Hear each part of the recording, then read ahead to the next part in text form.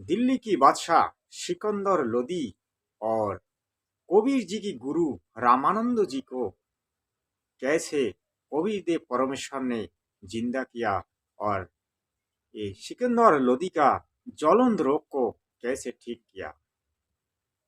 आप लोग सुनते रहिए। आप लोगों को ये वीडियो बहुत ही अच्छा लगेगा।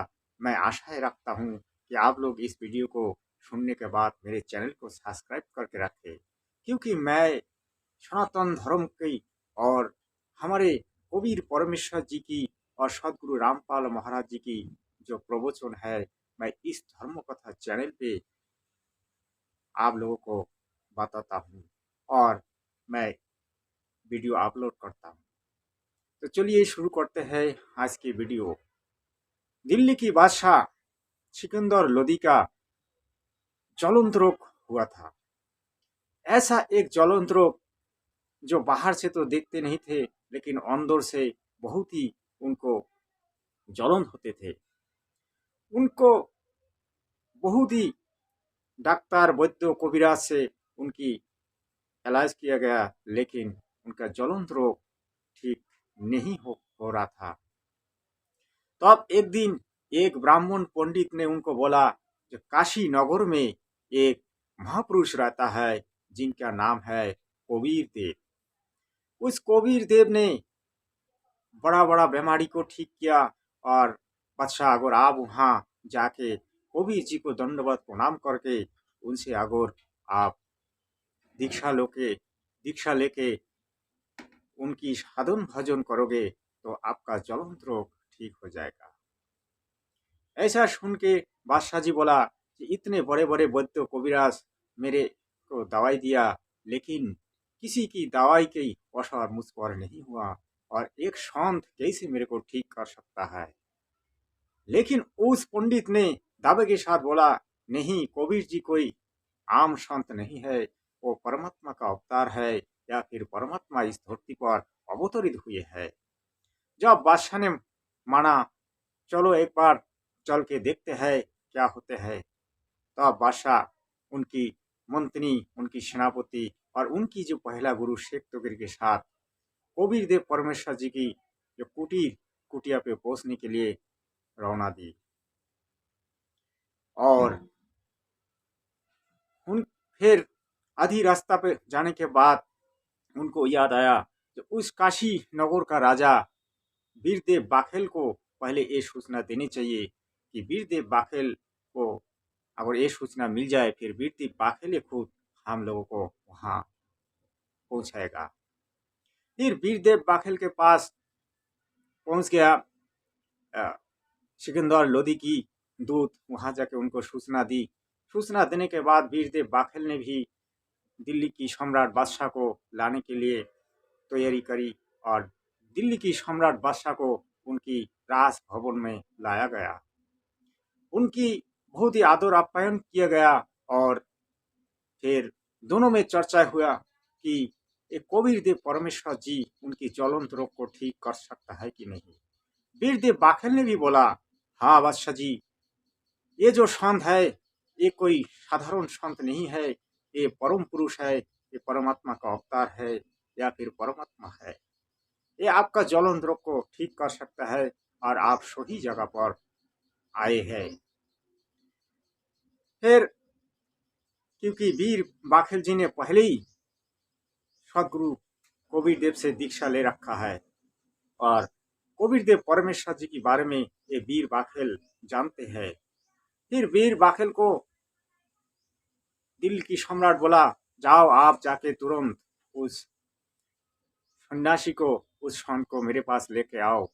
तब वीर बाखेल ने बोला, देखिए सम्राट जी, आपके आदेश शिरोधार्य है, लेकिन किसी संत को, किसी महापुरुष को बुलाया नहीं जाता है, उसके पास जाया जाता है।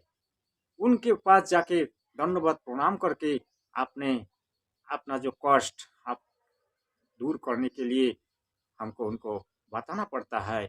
जब उनकी आशीर्वाद अगर हम लोगों को देगा, जो भी हमारा शारीरिक कष्ट दूर हो सकता है।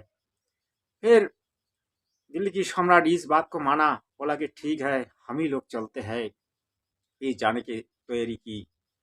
और उसी टाइम उनको याद आया कि कबीर देव परमेश्वर अपने घर पे नहीं नहीं है, कि अभी जो टाइम है वो उनके गुरु राम देवानंद जी की रामानंद जी के आश्रम में पहुंचने वाले हैं।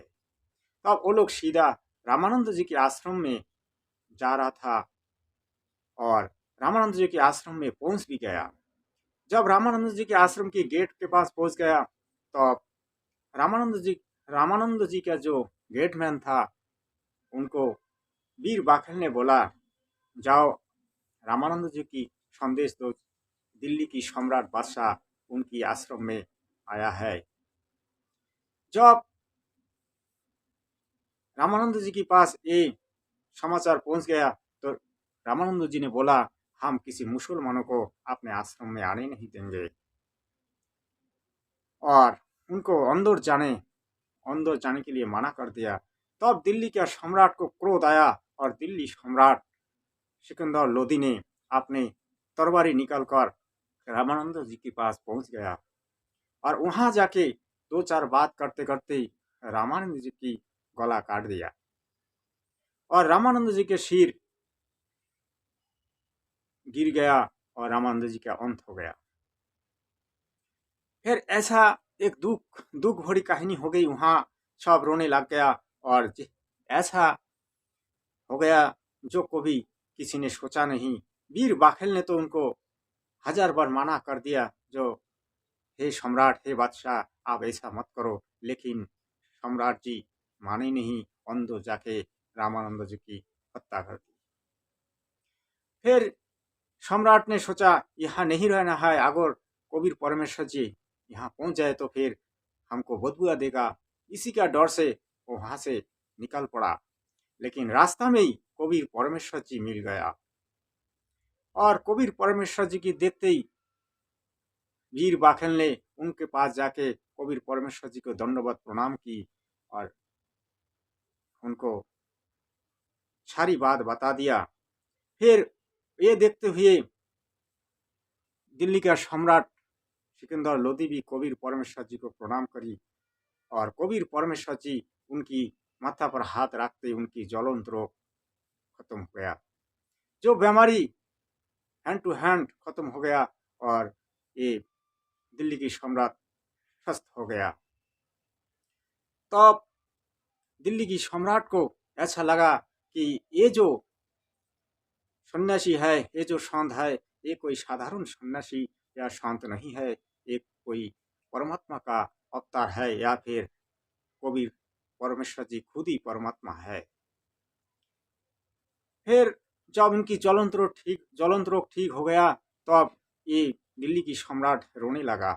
रोते रोते बोला, हे परमाधिकार, हे परमेश्वर, मुझसे बहुत बड़ा गलती हो गई, आप सुनोगे तो मुझे बदुआ दोगे।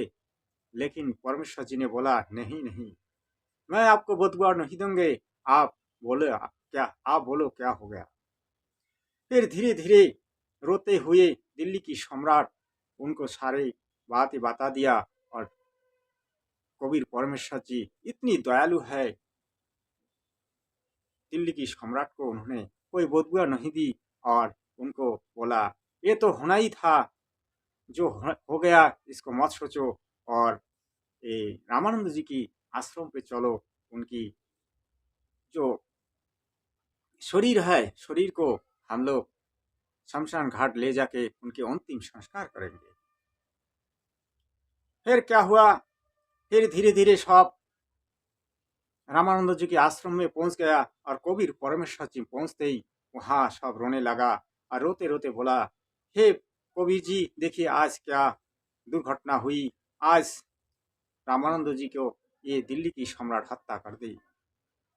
लेकिन कबीर परमेश्वर जी ने बोला, ये तो होना ही था, लेकिन इसमें रोने वाली कोई बात नहीं, आज ही रामानंद जी की मृत्यु का दिन थे, इसीलिए रामानंद जी की हत्या हो गया और ये दिल्ली की सम्राट सिकंदर लोदी से ही होने वाला था, आज जो हो गया।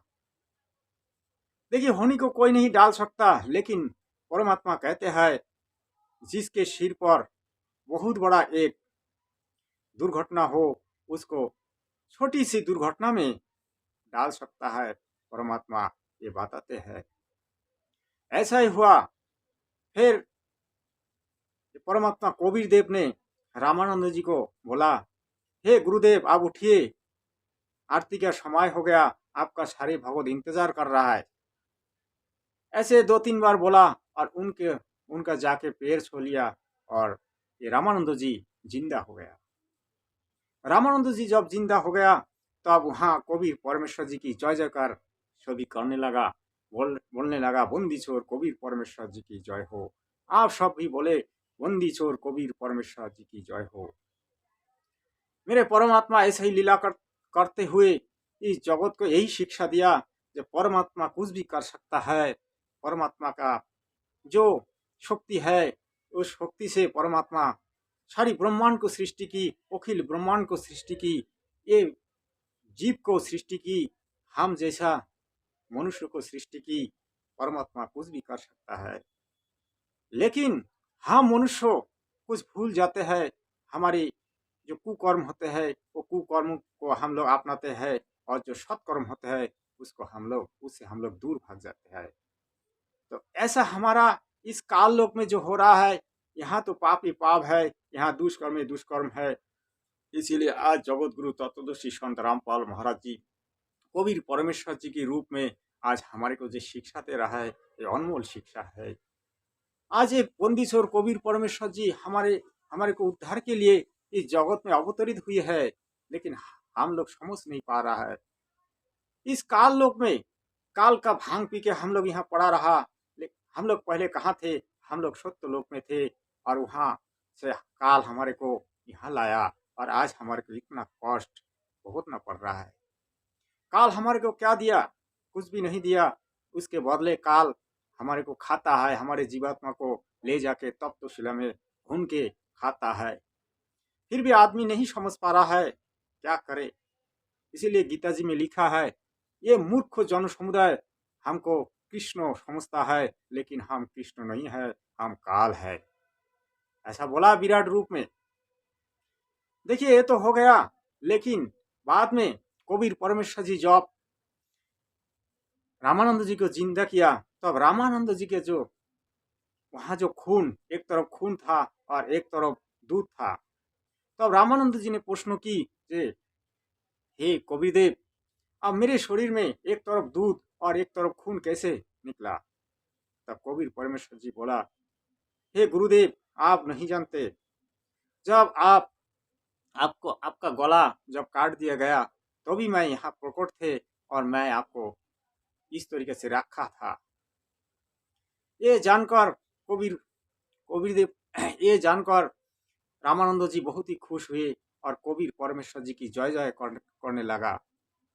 रामानंद जी ने खुद बोला, जो मैं आपको पाकर मैं धन्य हो गया, ना जाने कौन सी जन्म का मेरा पुण्य है, इसलिए आपको आप जैसा महापुरुष को मिला और आप मेरा शिष्य बनकर लीलाएं कर रहे हैं। आप ही तो परमात्मा है, आप ही तो सही अखिल विश्व ब्रह्मांड का रचयिता है, आप ही सृष्टि का मालिक है, मेरे मालिक है, सबका मालिक है। और रामानंद जी की ये सब बातें सुन के उधर दिल्ली की सम्राट रोने लग गया। दिल्ली की सम्राट बोला, हे रामानंद जी, मुझसे बहुत बड़ा गलती हो गई। जैसे आप जैसे महान पुरुष को मैंने हत्या कर दी, इसके लिए मुझे माफ कीजिए। तब रामानंद जी ने उनको माफ कर दिया और रामानंद जी भी बोलने लगा, आपको मैं जो घृणा का दृष्टि में देखा, इससे मुझे बहुत पाप हुआ, इस हिसाब से मुझे देखने नहीं चाहिए। और आपको जो मैंने कुशब्द बोला, उससे मैं माफी मांगता हूँ। दोनों में ये बात हुआ। दोनों में आपस में बात होने के बाद दोनों का जो झगड़ा लड़ाई सब मिट गया और दोनों में प्रेम हुआ और दोनों में रिस्पेक्ट हुआ। दोनों में वो लोग गला मिला के दोनों में प्रेम पूर्वक भक्ति श्रद्धा की। तो ऐसे हुआ रामानंद जी की कहानी और एक आपका दिल्ली की सम्राट जी की कहानी। ये कहानी बहुत ही अनमोल है। ये कहानी जो भी सुनेगा उसको परमात्मा की भक्ति मिलेगा और परमात्मा उन पर दया करेगा। क्योंकि परमात्मा जो लीला किया है इस धरती पर, इस लीला से बढ़कर इस दुनिया में और किसी ने लीला नहीं कर पाई। परमात्मा कोई बार मुर्दे को जिंदा किया, लेकिन दूसरा देवता जैसा कृष्ण बोलो और विष्णु बोलो, ये सब ऐसा नहीं कर पाए, नहीं कर सकता। क्योंकि ये परमात्मा जो कर सकता है ये लोग नहीं कर सकता, क्योंकि ये लोग तो वो लोग भी वही परमात्मा का ही अंश है। हम भी परमात्मा का अंश है। वो विष्णु बोलो, ब्रह्मा बोलो, महेश्वर बोलो, वो भी परमात्मा से ही सृष्टि हुई है। आज की कथा यही थे। आप लोगों को अगर अच्छा लगा तो चैनल को सब्सक्राइब करें, लाइक करें, शेयर करें। धन्यवाद।